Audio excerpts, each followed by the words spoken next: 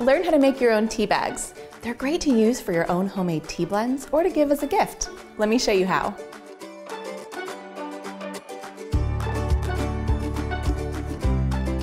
To make your own homemade tea bags, all you need is a few unbleached coffee filters, your favorite tea, and a needle and thread.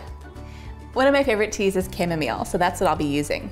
I'd love to know what your favorite tea is. Tell me in the comments. I'd love to hear your feedback and opinions. The first step is to cut small squares out of your coffee filters through both layers at the same time. Remember, they don't have to be perfect. The shape will not affect the tea bag. Next, sew around 3 sides of the square with your needle and thread. If you plan on making a bunch of these, a sewing machine will definitely come in handy.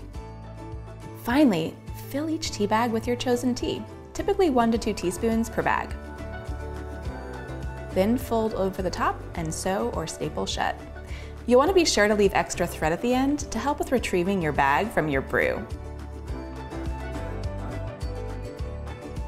You can also attach a tag to the thread to identify your blend.